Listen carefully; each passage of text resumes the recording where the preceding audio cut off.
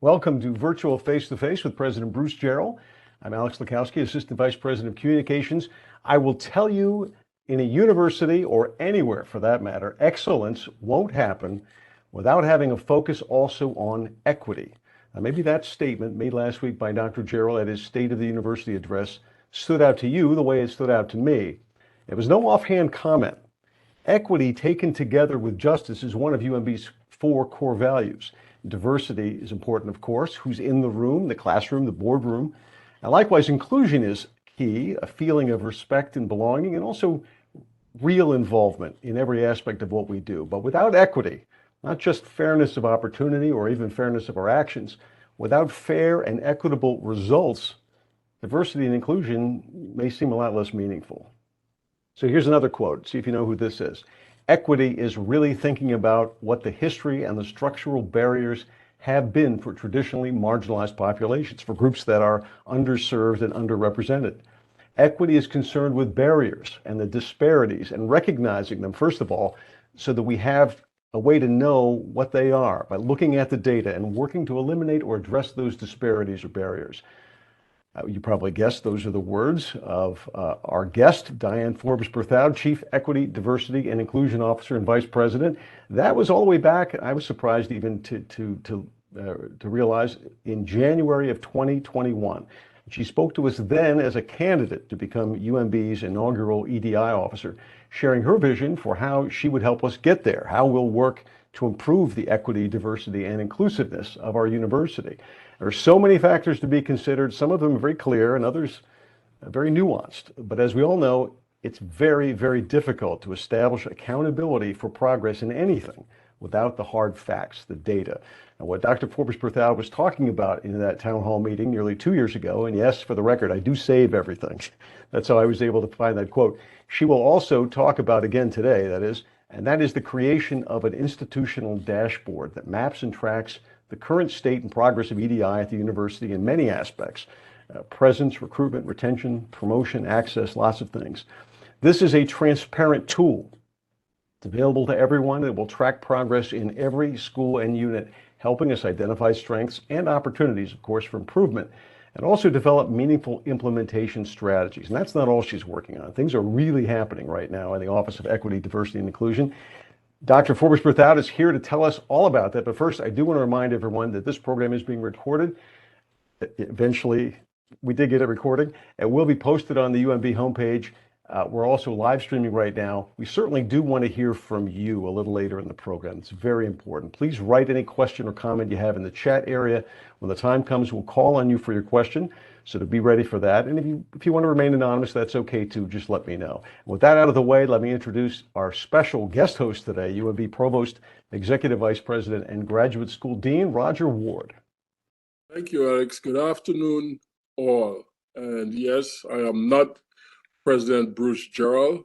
I am standing in today for Dr. Jarrell, who was really, really looking forward to this session, but something came up at the absolutely last minute that needed his attention. So he asked me to step into this and host on his behalf because he really, really did not want to have to cancel the event. So I am going to be doing my best impressions of Bruce along the way, and hopefully I can be as charming as he usually is when he hosts these types of events. And as always, it's my pleasure to be here. And I look forward to my conversation with Dr. Forbes Berthoud. But before we get into that conversation, let me just say it feels like only just yesterday, but of course it wasn't and it isn't. It was 2010.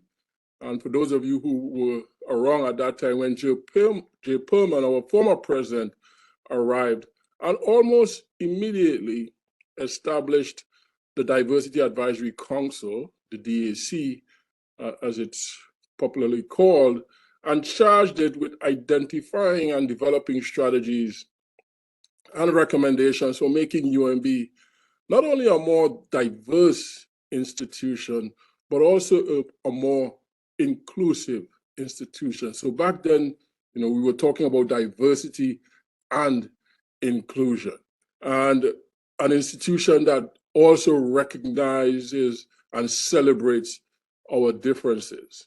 And I sincerely believe that over this past decade, which is how long we've been at this, we've made meaningful progress. I also, however, sincerely believe that there is much, much more progress that is absolutely necessary before, as an institution, we can in good conscience hang our hat on our core value of equity and justice. I, for one, am very, very pleased that as an institution, we had the good sense to recruit our guest today, Dr. Forbes Berthoud, to help us get to that place. And I'm not sure that we'll ever really get there, because we have to keep aspiring to the highest of ideals as it relates to equity, diversity, and justice. Of course, in my role here as the provost, working alongside my colleague deans, I'm certainly working for and on behalf of President Jarrell, remain very, very committed to the ideals of diversity, inclusion, equity, and justice. And I know my colleague deans and all our vice presidents in their respective roles are committed to this work and remain very, very committed to this work. Since her arrival here at UMB, Diane and I have had several conversations, and in some instances, those conversations might have turned into debates on where and how we should focus our efforts to realize our equity, diversity, and inclusion goals that we aspire to. And so it really gives me great pleasure to have one of those conversations in public with my colleague, Dr. Diane Forbes Berthoud. But before we get into that conversation, Diane, you've been here a while now, but so from my point of view, you're a veteran. You've been in the trenches with us on this issue for a while now. But I don't want to take for granted that everyone who might be tuning in today knows of your distinguished background and the wealth of experience you bring to this position. So could you just take a moment to remind us of your professional and educational background, especially as it relates to how those experiences sort of inform and influence your approach to this work? Thank you so much, Dr. Ward, and thank you, Alex, for the introduction to the program and the opportunity to have this conversation with my great colleague and to be in conversation with the UMB community and beyond. Wow. So I would say, 27 plus years ago, starting my career formally in Washington, D.C., in graduate school, and having an opportunity, already having taught in the K through 12 system. My graduate training was at Howard University, and between opportunities in DC that were afforded through my graduate and doctoral fellowship, as well as nonprofit opportunities. And I'll just highlight a few. About 23 years ago, I was involved as the lead consultant in a major initiative in Montgomery County, where I lived for 15 years before moving to California. I'll talk about that in a minute. And I was interviewed for a role that the county executive at the time was looking for, and someone to oversee parts of an initiative called Organizational Effectiveness and Diversity Management. That's what we were calling it in the mid-1990s. Sensitivity training was a part of what we were doing, and diversity management. Diversity was something we had to manage. And so I ended up working on this organization-wide county-wide initiative to assess diversity and organizational effectiveness while serving 10,000 plus employees and reporting to the division chiefs and the county executives on our findings with recommendations. I was a doctoral fellow, so it was 1997, 98, around there. And that, as well as working with one of my former professors who's now deceased, Dr. Leroy Wells, and he'd been doing consulting work, doing those kinds of things, diversity training, working with AT&T, working with South Africa post-apartheid and so on. And I found myself in this amazing world of strategic planning, of self-studies. I was a doctoral fellow at Howard University self-study for their first strategic plan. I forgot the name of it now, but the president at the time, President Swigert, had worked on that plan.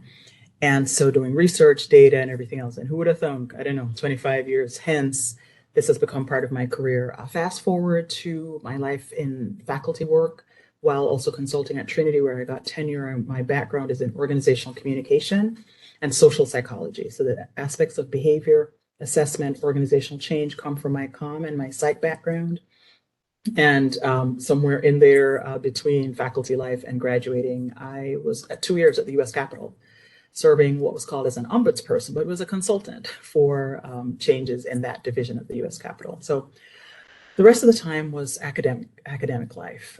Faculty member at Trinity University, got tenure there, was department chair, special assistant to the president, working on issues related to women and girls and racial equity at Trinity. There was not a diversity position in these universities at that time. I went to Trinity in 2001, I think it was, almost 20 years ago now.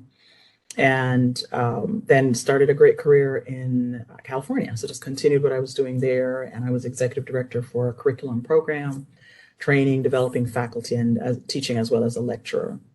And that role got me working with the community and social justice organizations and putting on conferences for the university on social justice curriculum. We weren't talking about decolonizing the curriculum then, but a lot of that was also diversity work in the faculty realm.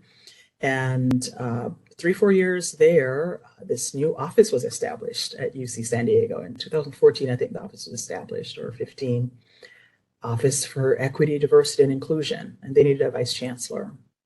We had a vice chancellor who was there for a year, and she went to another institution after that. And then Dr. Becky Pettit, who is now the vice chancellor there, came in 15. And as they were building out the office, they needed a number 2, an implementer, strategic planner, somebody who was focused on assessment and working with faculty, staff, students, ended up working with the police.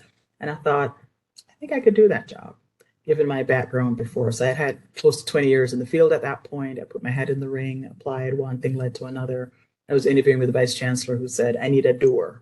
And there was a voice on the inside of me saying, that's me. And I thought I could implement things. I had great relationships with people. I loved the university. I loved what I was doing. And it was a great transition from curriculum development, program development, to the campus level, right in the Chancellor's Complex. They are working in an institution with 50,000 students, 20,000 staff, 10,000 faculty, and over 17 schools and divisions. And I was excited to take that on. And I was in that role 5+ years, and then got an email saying, Dean Kirschling urged us to reach out to you. So she knew someone who knew someone who knew me. And it just kind of worked out that way. So long background in communication, organizational assessment. My research has been in race, gender, and sexualized ways of understanding organizations. And so research, practice, education, nonprofit, government, it kind of all came together to this moment. Thank you for that. Clearly a wealth of experience, both as an administrator and an educator.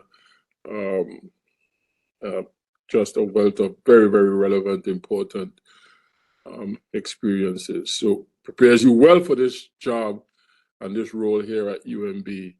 And speaking of UMB, I think it's fair to say that the origins of UMB's EDI work can be traced back, as I mentioned earlier, to when President Perman came in 2010 and established the Diversity Advisory Council. And shortly after that, we adopted our original set of core values, which we have since evolved. We adopted a strategic plan. We started engaging in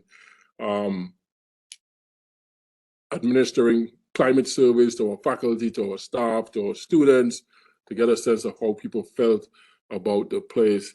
And I think for those of us who've been involved in that work for the last decade, as I said earlier, we feel as though meaningful progress has been made. But set aside what we feel, for those of us who've been doing this work, and given your wealth of experience and your background, now that you are here in this inaugural role of UMB's Chief Equity, Diversity, and Inclusion Officer, give us your candid assessment of how what we have done so far might have provided you with a good place to pick up and build on what has been done. Give us your assessment of when you came in, your assessment of how we have been doing. Thank you, Roger.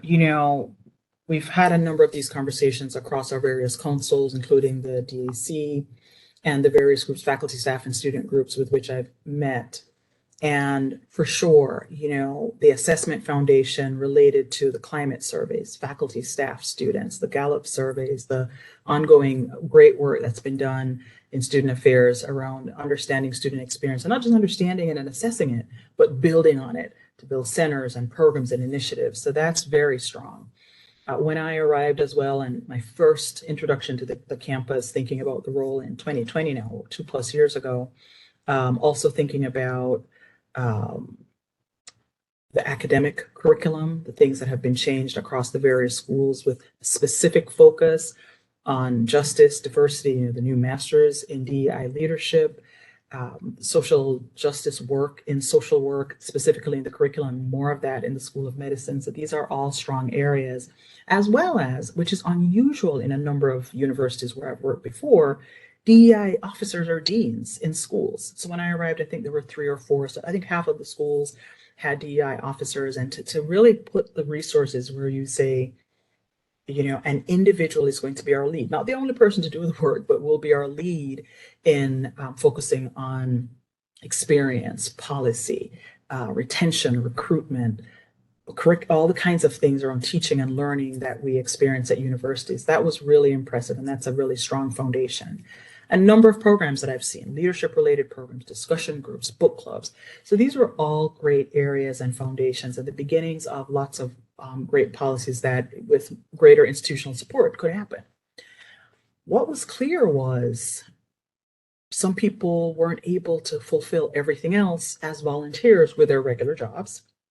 And we also needed a structure. And I'll put in this plug here. I mentioned it last week in the State of the University remarks that the university, because of a lot of those efforts and continued efforts, was recognized with the Forbes 2022 Best Employers for Diversity. What does that mean? It means that with the assessments, when Forbes looked at over 5,000 companies, including corporate, nonprofit, industry, higher education, that UMB was ranked in the top 110 of industries throughout the country because of our diversity in our leadership. This is one of the most diverse executive teams and leadership teams where I've worked for sure across 28 years of my career. And also employees' experiences of our commitment to diversity. While not perfect, people see that we've made a lot of progress. There are things in place. So a lot of the work that you've just described and what I'm building on here and discussing is because Forbes saw that and that an office was built. But there were some observations that they made in their assessment, which we'll talk about a bit later, but certainly a strong foundation, resources committed, and laying a path to say, okay, taking us into the next decade or so, what's the way forward? And there was quite a bit already to build on.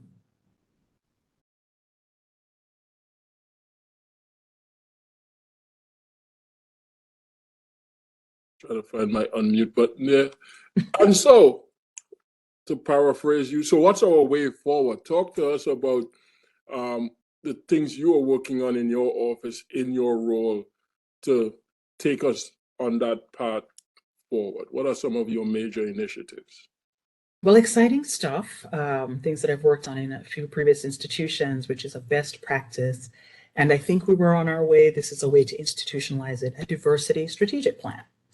And as you know, the university has had 3 iterations of a university strategic plan. And in my research before joining, I was very pleased to see that diversity, inclusive excellence, equity and justice, in this iteration, university culture and belonging. In other words, something related to diversity always made it into the university plan.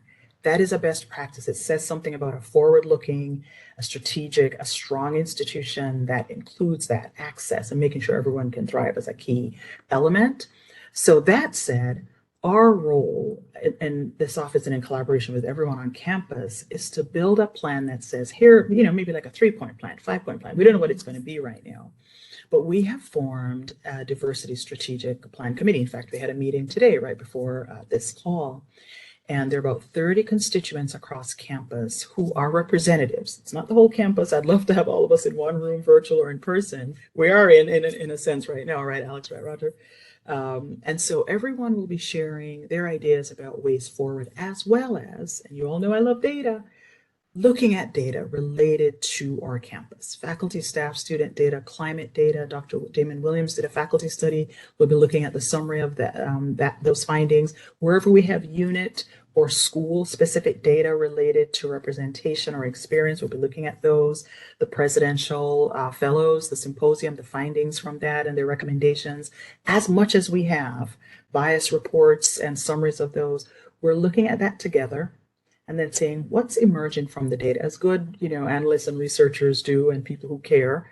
What do we see from that, and what are the best practices around?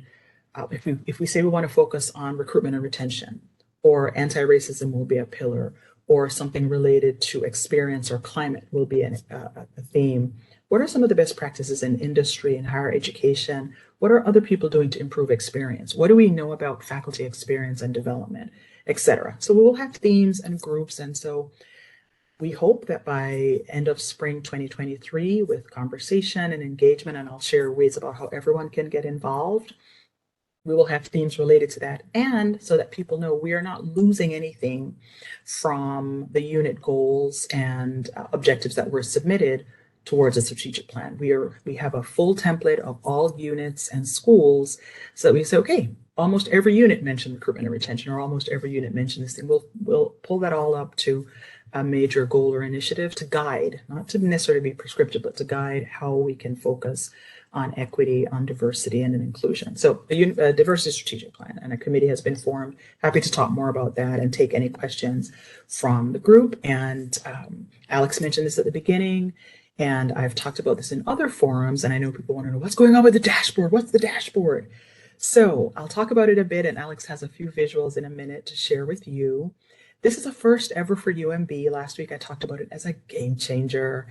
And, some of the best who do this work well have this. This is actually a recommendation from Dr. Williams' study at UMB and some others who said, a transparent, open system of accountability that maps how are we doing with retention, with recruitment, with hiring, and looking at various groups. So I'm pleased to share that on or before December 15th, 2022, our first ever institutional dashboard will be launched. Do we get a drum roll for that, Roger?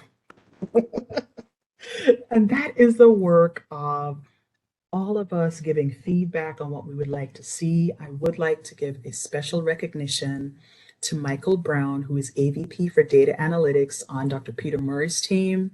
And he has been executing, implementing, designing a lot of what we've been sharing with him as our vision for what we'd like to map. So thank you, Michael, and thank you, Peter, for all your hard work and strong support from Dr. Jarrell and Dr. Ward on the development of this. A lot of this data comes from Dr. Ward's office as well, and we have some of those in various reports over the last 10 plus years, I believe, and we're collating that into one system to show everyone what we're looking at. I want to clarify before the first visual that what we will be able to do, because this is a very long and thorough process, that the initial launch will have faculty and staff data related to presence, hiring, and promotion. And we will be adding student data and adding some other elements like generation, separation data, and so on.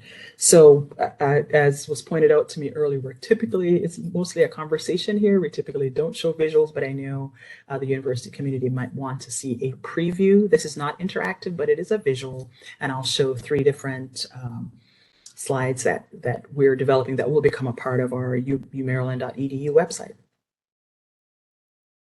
So I'm so excited. I don't even know if I can press the button. I can keep talking. I seriously, I've been waiting for this. Here you go. Press the button. I think Alex is the most excited person ever. Okay. Well, it is. It's transparency in its purest form. It's great. It is transparency and definitely best practice. All right. So for everyone, this is one of the slides, and it's certainly interactive. I don't know if my mouse will show here, but when it goes on a website, I will be able, for example, to click from staff and click down, and these numbers and areas will be interactive and will shift. Okay, so what you're looking at here, community members, is a university-wide view of representation or presence of staff at UMB of all genders. So it's an aggregated view. To be able to see from 2013 to 2022, so this is a 9-year view, and here are the various colors that represent the various ethnic or racial groups, right? So when we look at blue, and this is all self-identification information, so it's how people identify. So across all staff at UMB, in blue are those who identify as white. In orange, those who identify as African American. You see the trend over time. In a dark green, those who identify as Asian. In a lighter green / teal, somebody will tell me that's a different kind of color, Hispanic or Latinx. And then American Indian in the mauve or purplish, and Pacific Islander in green, and so on. And those who identify either as other or not listed, they might select that darker gray. So what this does here is maps for us. We can see, are we increasing or decreasing in a particular group across the university?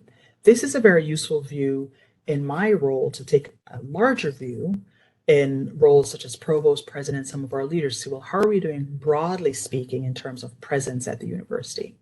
What if I want to change that?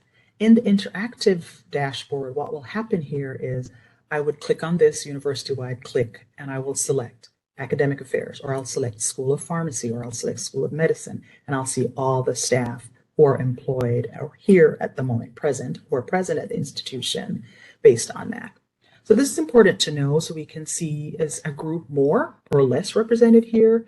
We are in Maryland where approximately a third of our population is African American, about 10% is identify as Latinx. And we can use some of those numbers to think about how representative is the university of the state population. We can look at other populations as well. I can show you another slide and also tell you some of what we might see there. Okay, so this one is faculty and staff. So if you want to see the employee view, another layout, this is presence. This is faculty and staff together, all genders and all years. It did show before, what we could change here, but all years. What if I wanted to select only 1 year or say, well, what's been going on since COVID? I could just only select 20, 21, and 22 to get an idea of life since COVID. Has something changed with that representation? So this is faculty and staff. This is everybody who works here full-time, all groups, faculty and staff, and we can see those trends here. So we see some changes. And then one more about trends related, because people want to know, what about ranks? What about levels? And we have that for staff and we have it for faculty right here. This is a faculty shot. Again, all of these things are pending security review before we go live in December. And again, many thanks to Michael Brown for all his hard work and expertise in bringing this to fruition. So here, what we have is looking at representation of those who identify as men, those who identify as women. From 22 on, we will be able to collect non-binary information. So up to this point, we've had information in the binary. So that's why you see what you see here. And we see all the ranks of teachers and instructors and faculty from lecturer, instructor, assistant, associate, and professor here on the left. In green are those who identify as women. Yes, those who identify as women. And in orange, those who identify as men. So we can look at the trends up the faculty tenure ladder, if you will, and we'll see a decrease actually in the representation of women and an increase in representation of men. And this is across all university, all ethnicities for the year 2022. Now, why is this important? Because we then can say, based on what we know all across the whole university, and maybe you'll say, well, my school is different. You might click here to look at social work or look at medicine, see if the trends are different. However, we can then, this is where equity comes in, think about what are those targeted measures that we need to put in place to increase the representation of women or a particular ethnic racial group, given the underrepresentation in that field or at the university. And it's certainly more complex than I am describing, but it is the beginning of some great work, at least mapping it the way we do have it here. We have been looking at the data before, but more of us will have access to it and have a better sense of how we're doing. So I can get excited about these things, even more excited, and go on. Thank you, Alex, for that preview. Dr. Ward, any reflections on that, or would you like me to share anything different or better? I think you could expect to hear at least 3 more times Diane say, I love data. And because she says it every opportunity she gets, and Exciting. by this preview, you could tell how excited she is about the data that we're going to make transparent to the university community. I mentioned our original set of core values earlier on, and among that set, one of two things we talked a lot about in those early years was transparency and accountability.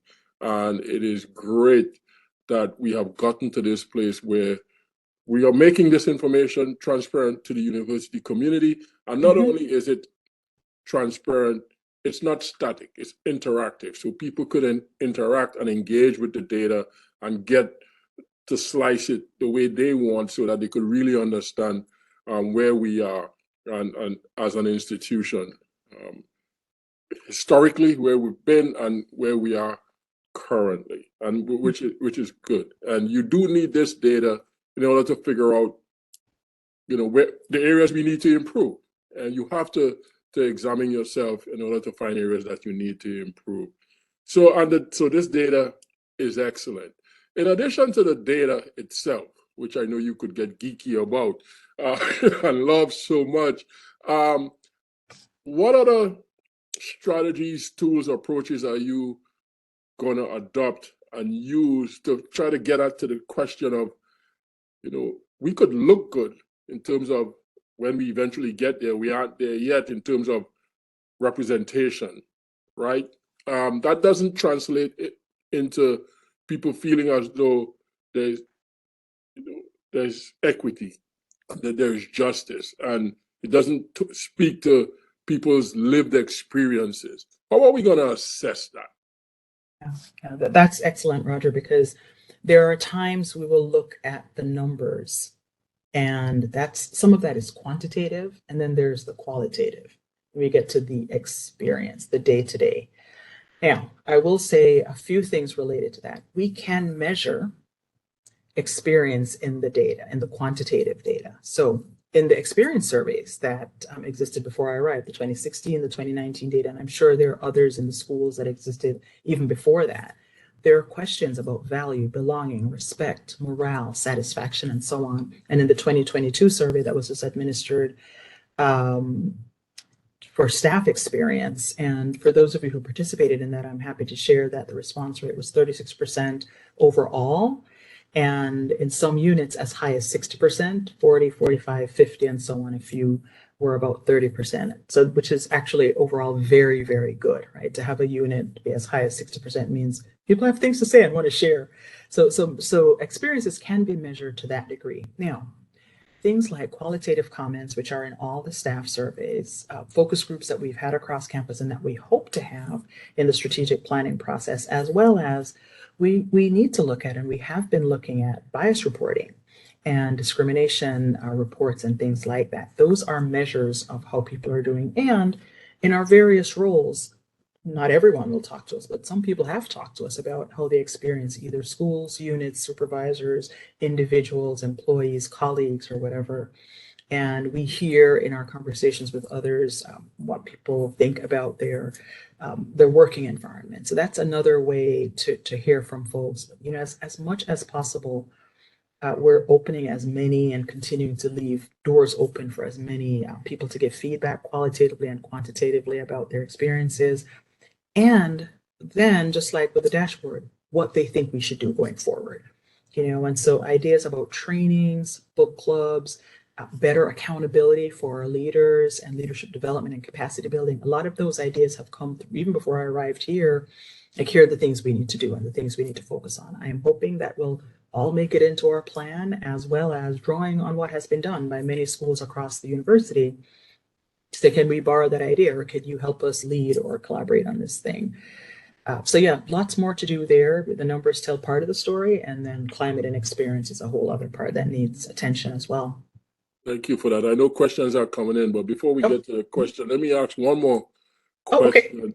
And so I mentioned earlier on UMB's commitment and the leadership's commitment to equity, diversity, and inclusion. And you just talked about our diversity strategic plan that you're working on. what are some of the, especially for leadership, right, at every level of the organization? Because when we talk about leadership, we tend to think about the president, the provost, the VPs, like ourselves. But then there are, there's leadership at every level of the organization. What are some of the concrete actions that leadership can take, we can take, to demonstrate a true commitment to realizing an equitable, diverse, and an inclusive environment here at the university? Great question, Roger. So we have to continue to commit to professional development and capacity building. We have to commit to educating ourselves on all the changes in the workforce. We're doing, we're co-chairing the future of work. I'm co-chairing that, and there's so much that we're learning and seeing.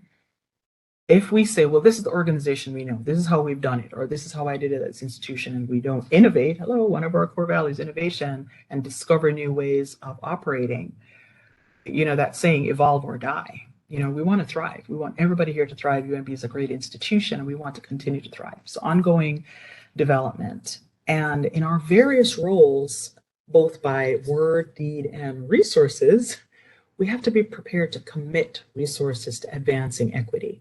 That is, whether it's around pay equity or experiences or opportunities and access to resources, to make sure that people who identify in all the ways that they can related to gender, they have equal opportunities for the various things, and to share what we're doing that are good or best practices. I do want to share a few more initiatives, because I know you said it was your last question, so I have to get in all my good stuff that my awesome team with Katie Hughes and Rita Gatch have been working with me on to advance.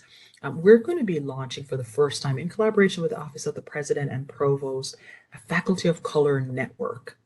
And that's important because faculty of color are underrepresented throughout the university and compared to the region and some disciplines.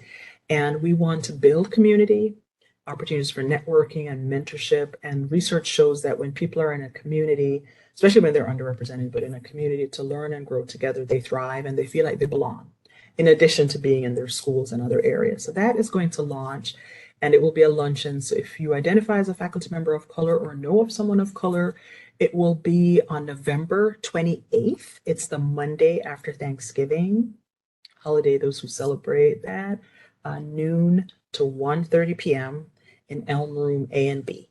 So November 28th, Monday, noon to 1:30, lunch will be served. You are invited. Please come, Elm Room A and B.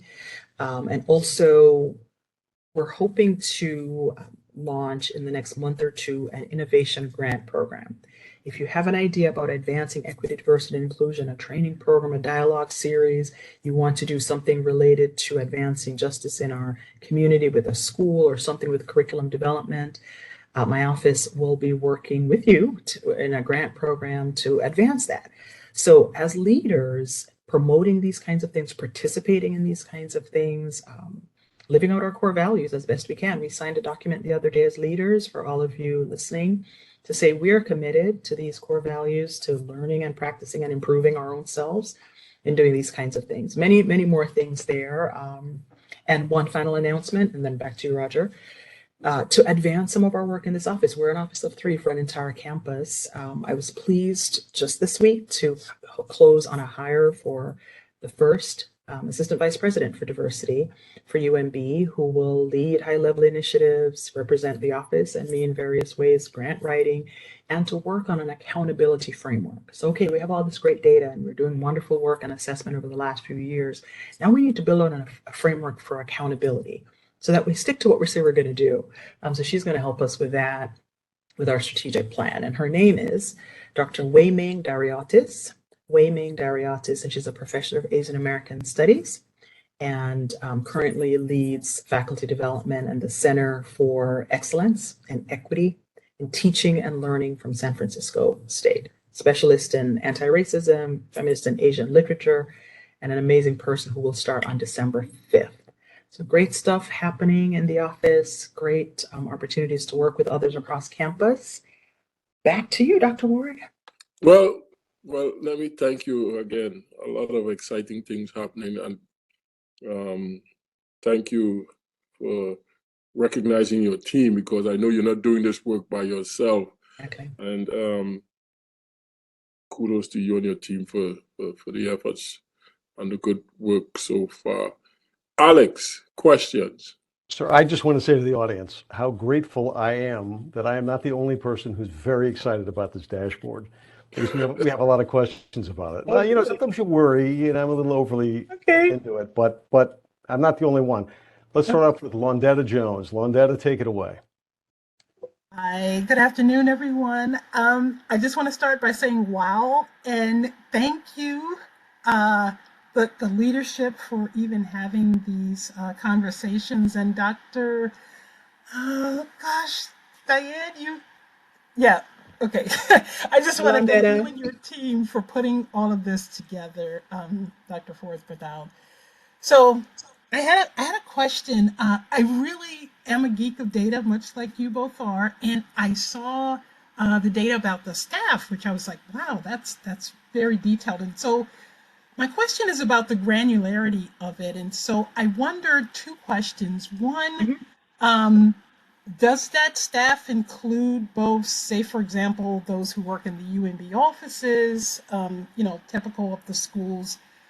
And does it also include, say, the, campus police or those who work in environmental health services? So that's the first question. How broad spread is that? And just the second one is, are you able to go in and take a look at the staff by race? So if you find that a person is in an office versus a non-office position, are you able to see that granular data? So that's it. Thank you. Wow. Thank you, Dr. Jones, and thanks for listening in. So yes and yes to all the things that you mentioned. Once we go live, and because of the security issues, I didn't show everything today like that. So we will be able to disaggregate by office, by area, by school, to look at your own data. And yes, we will be able to disaggregate by race, ethnicity. So you saw the university shot, but if you select on the left in the interaction, you can just select one office or one school. Now, police is a great example in facilities because administration and finance is very large. And so we have where the offices are big enough subsets there, one, and two, we can look at all staff, or we can look at categories of staff. So we'll have two things. I think they're called EEO categories. Maybe Roger with accreditation kind of knows some of this language better than I, but paraprofessional, professional, executive, administrative, we have those categories already available on our websites, by the way. And so we're going to collate that data to be able to look at I think they're called categories, and then by race. So we can see, well, what racial group populates, if you will, the paraprofessional or executive or clerical levels. So there's that. We can also look at exempt, non-exempt. And what other divisions? I forgot the other question. But yes, we can get more granular than that. We can look at all in a particular ethnic group. So how are we doing in terms of Latinx employment at UMB? And how are we doing that since 2013? We can do that also. So there's a lot there. And this is why leadership is so important, because all our DEI officers, our analysts, our deans, our VPs will be responsible for their area. My office will help to lead a lot of this in collaboration with HR when it's staff, in collaboration with the provost office when it relates to faculty, in collaboration with student affairs when it specifically relates to students. This will be on the World Wide Web. Now, when we start getting down to groups of 5, 2, and 1, you will actually not see that because then it compromises confidentiality. But if it is groups like 25 or more so in an office, we can see some of that. So yes to those things. And of course, as we put it up and people have thoughts and ideas, we can work on refining it even more. Thank you very much for that question. You mentioned the future of work. You struck a nerve. One of your partners in that, Elisa Medina, is on the line. Elisa, go ahead.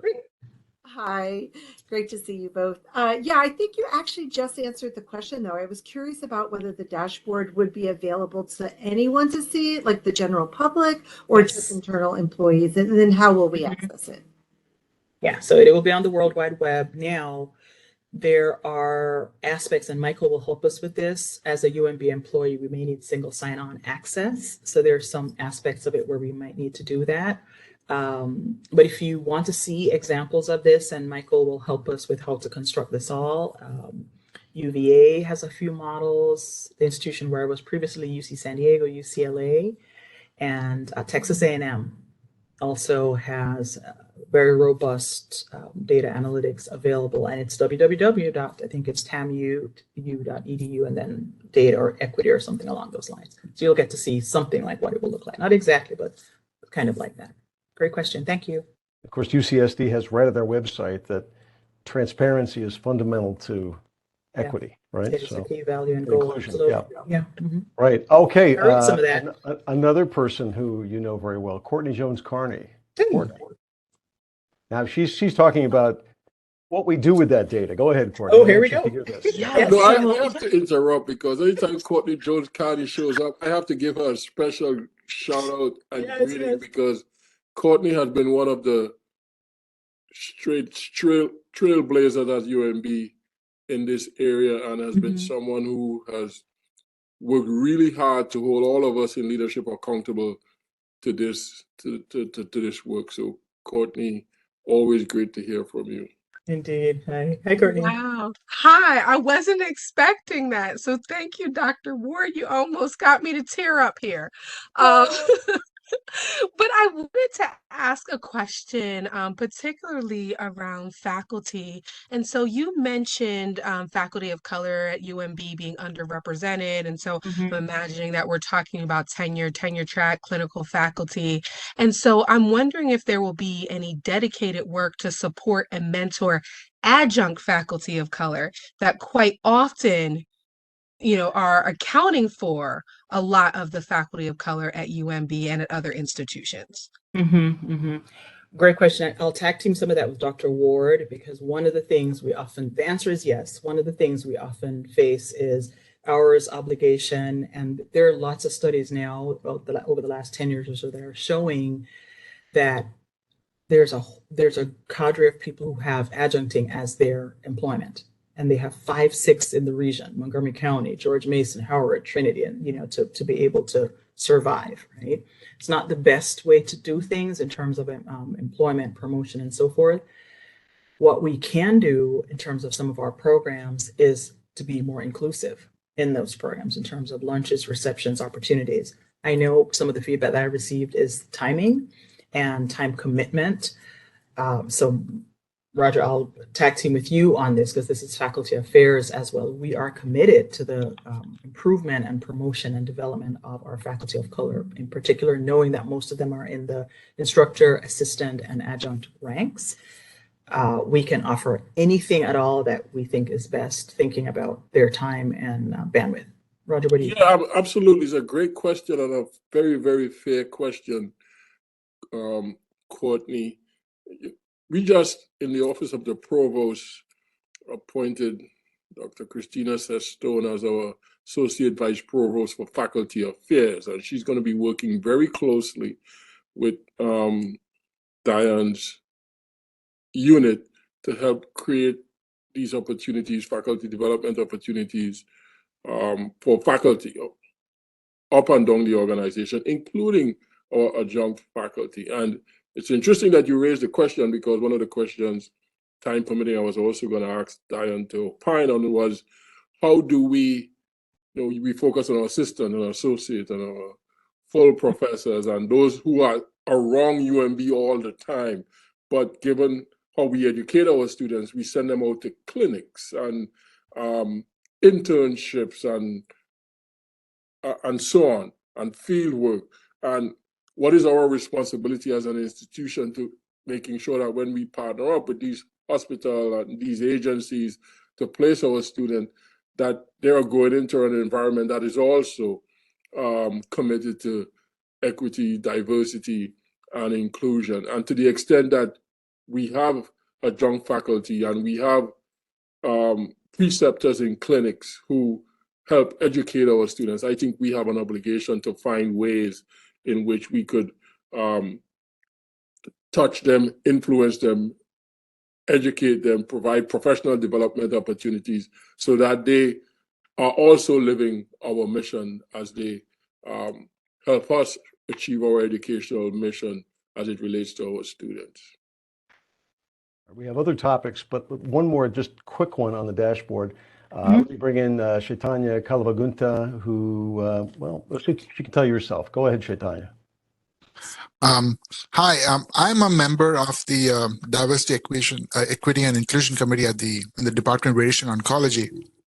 And I was very impressed with the dashboard. And, it's so opportune because right now we're in discussion with our IT folks here or in trying to make our own internal website where we have actually quite a very vibrant, lot of initiatives taken in our department. And I would like something like this to, be there. And also, with discussion with other folks to see if you can put it just like you did in the World Wide Web. So my basic question is, how can we achieve this?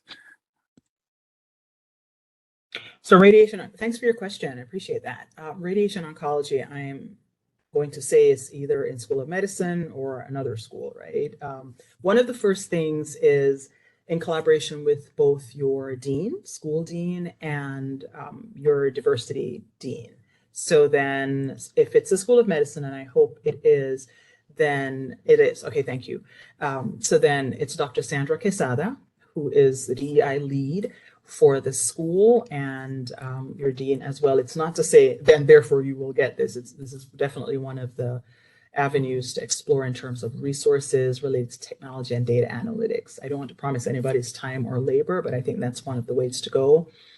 And I also know with the Cultural Transformation Initiative in the School of Medicine, I'm not going to call any names for people to start emailing him, but there are people who are in charge of that website. There's a dashboard related to the Culture Transformation Initiative. So I suppose if you Google that at School of Medicine, you'll see a dashboard there that already exists in the School of Medicine that we hope will be integrated or at least attached in somewhere related to what we're doing for the entire university. So those are some resources in the School of Medicine I would recommend. Thanks for your question. Okay, there's other data to be had. Shannon Takala Harrison joins us now. Shannon, how are you? Doing well, thank you. Thanks, Dr. Forbes Berthoud, for this conversation. I wanted to ask whether the EDI office is examining compensation across identities, not only salary, but maybe the distribution of salary sources such as hard salary support versus soft money like grant proposals. So our office individually is not doing that. We have been a part of consulting on or advising on studies that have already been done. I know that there was a faculty equity study by a company recently in the last few months to examine faculty pay equity, I should say, across the institution. And there's currently one related to administrative or executive roles. And so there is a commitment and ongoing work for that. That will not be, as far as I know at this moment, it's not a plan to put this on the dashboard, in part because of confidentiality. But yes, work is being done in that area. Dr. Ward, a lot of what has happened in this area has been in collaboration with your office. So any thoughts for the community about those studies as well? I've shared it in general terms. In addition to, it is really, really important, these studies, because to understand where our challenges lie, to hear really how people experience UMB. I think Diane mentioned the study, and hopefully I'm responsive to the question, by Damon Williams. And over the years, we've commissioned other studies, some of them school specific, and we've shared that information. I expect that we will continue to do that work and in specific areas and in specific units or organizations. As we go through the data and we get a better appreciation of what the data is telling us, there might be places where we need to do deeper dives and try to understand why units look the way they are, or why they're challenged with some of the things they're challenged with, and bringing in external reviewers and people who could help us understand that would be something that we would continue to do. Ongoing work for sure. Thank you, Shannon, for your question. You mentioned grants earlier. Tiffany Buckley wants to know how one can tap into that. Tiffany, go ahead. Hi, thank you so much for this amazing conversation. It's been so great to hear from all of you guys. It's just so exciting the work the university is doing. So I did just have some questions about the innovation grant, and I know that you guys are probably still working on that, but I was wondering if you had any information about when the application will go live and how we can access it and the money amount as well. Well, of course. Ooh, people Yeah. want to get right in. Okay, so I'll say early spring. This is an estimate because it all depends on policy in our grants office and processing everything at that time. The grants will be up to $7,000. They're mini grants, but in the world of program planning and development, that can take folks a far way. Here are some of the areas of emphasis. We would like it to be interprofessional, so you're more likely to get it if, right? Interprofessional interactions and relationship building among and between faculty and staff. Needs to have a way of sustainability, beyond this point. What if the year is up and you're not renewed necessarily for a second year through this office? Do you have ideas or ways to do that? How will you assess the work? In other words, how will you know what you set out to do was effective and made an impact at the university in whatever area, unit, or division that you're a part of or school? And so early spring, look for that. It will be on our website, umaryland.edu/diversity, and there will be something that's like either in the slider or like live application. And we'll probably leave that open for about a month or so, and then share information from that. And be prepared to share that with the university community in a context like this, or we love to have food in our office or at a luncheon to come and share progress midway 6 months and then in 12 months, not just to report out as in how were the funds used, but also to share knowledge with the campus community. Maybe they'll have an idea from listening to something that you shared between social work and medicine, or pharmacy, dentistry, and social work, or some type of program like that, or something related to community engagement. So depending on all of those areas, we encourage you to apply. And once it goes live, maybe a program like this in the Elm and on our website, we'll make sure everybody is aware. Thank you for your question, Tiffany, and thanks for engaging. Roger, I know you're champing at the bit because you have an important final question, but I don't want to not have this person heard, even if it can be just briefly. It's an anonymous question. She writes, Sure. One day I had an encounter with a police officer in our building. He immediately started to interrogate me without giving me a reason. I believed it was because of my race, and I'd like to file a complaint. Who should I reach out to? Is there an option to remain anonymous? And I don't know the name, but she wants to do something. Yes. Is there a quick answer to that? The quick answer is we want to receive, when people feel as though they haven't been treated appropriately at the university, we want to hear about it. We want to receive those complaints, and we want the opportunity to review those complaints. And to that end, we create on our university website what we call an ethics portal. If you go on our website, there's a red whistle. If you click on that, you could submit your complaint, and it could be done anonymously. And even though you're anonymous, we have the ability to communicate with you back and forth through that portal. So that's one way you could submit it. If you don't have access to a computer, and you would rather come in and have a conversation with me or someone in the Office of Accountability and Compliance, there are people there who would be happy to take your complaint and try to maintain your, keep it as anonymous as we can. All right, we're just about out of time, but in the 2 seconds that we have left, so Diane, I mentioned 2010 when Jay came, I mentioned 2022 where we are now. What do we look like in 2032? If we're successful, break out your crystal ball. If we are successful with these efforts, these EDI efforts, what does UMB look like and feel like? If we're successful, not the only ways, but our climate and experience numbers and reports will be better, improved. Our representation across women, in particularly more senior roles and in faculty roles where they're underrepresented, will be increased. There will be a even more robust curriculum around social justice, equity, and those topics. They're already in the curriculum, but to continue to build those out. Programs where there's greater enrollment and interest in those areas will be a leader even more than we are in lots of those areas. And people will be flocking to us to say, yeah, UMB has the goods and we are delivering not just in word, but in action on equity, diversity, inclusion, and justice. Great. And we certainly are committed to getting there and aspire to getting there. And